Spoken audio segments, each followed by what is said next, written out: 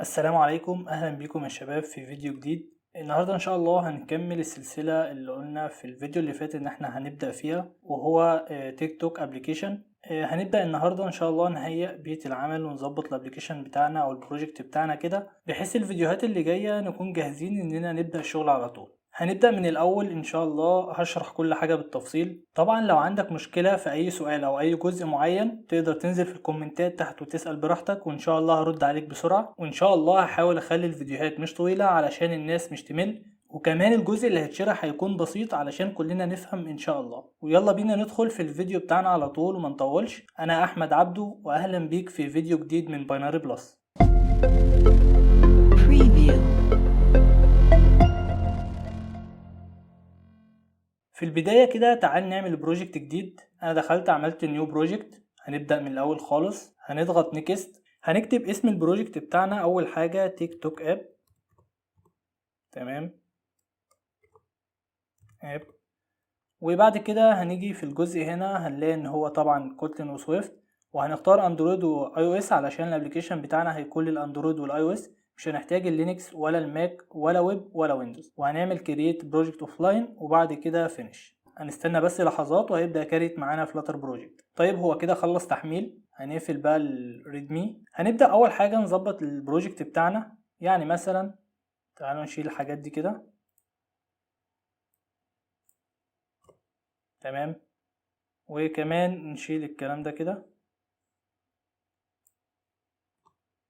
وهنعمل سكرينة مثلا اسمها لوجن سكرين، دي اول سكرينة تكون عندنا بالشكل ده، ونفتح قوسين وكده. تمام. طيب بعد كده ندخل هنا في اللايبراري ونعمل فولدر جديد هنسميه مثلا اوس authentication. جوه الفولدر اللي عملناه هنعمل كمان دارت فايل هنا كده ونسميه لوجن سكرين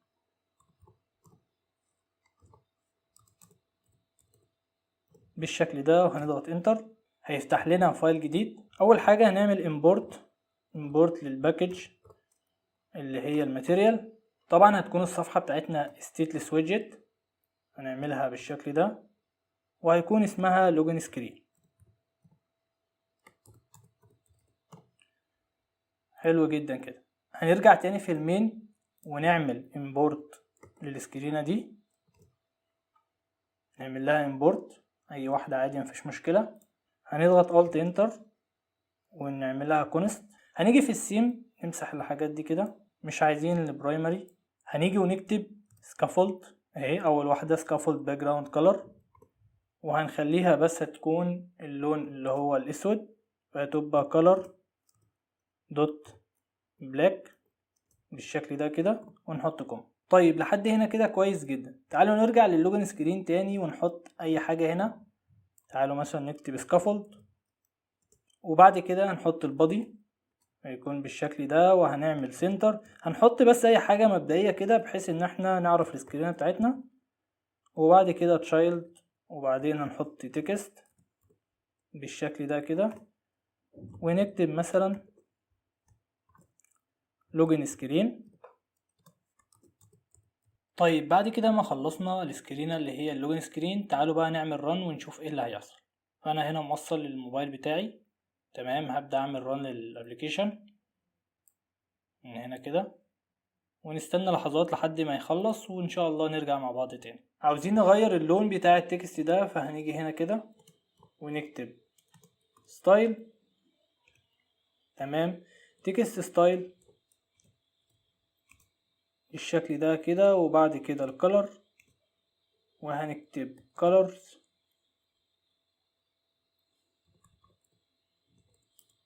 دوت، خليه ابيض عشان يظهر، وهنضغط كنترول سيف بالشكل ده كده. تمام. كمان عايزين نشيل الديباج او البانر اللي فوق دي، هنشيلها ازاي؟ هنيجي في المين في الماتيريال اب، ننزل تحت كده ونعمل ديباج.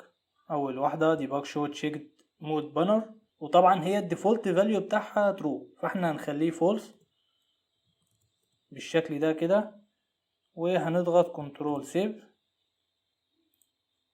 البانر اتشالت معانا وبكده تمام. احنا كده كل اللي عملناه في الفيديو ده، بدأنا نهيئ البروجكت بتاعنا علشان نقدر نشتغل معاه في باقي الفيديوهات. عملنا فولدر اسمه اوس وحطينا جواه دارت فايل اسمه لوجن سكرين. لو دخلنا جوه هنلاقي ان احنا ما عملناش اي حاجة غير ان احنا عملنا تكست في السنتر بس وسميناه لوجن سكرين وعملنا الستايل بتاعه وايت.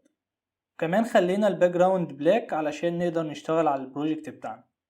وبكده نكون وصلنا لآخر الفيديو بتاعنا. أتمنى يكون الفيديو عجبكم واستفدتم منه، وأشوفكم إن شاء الله في الفيديو اللي جاي.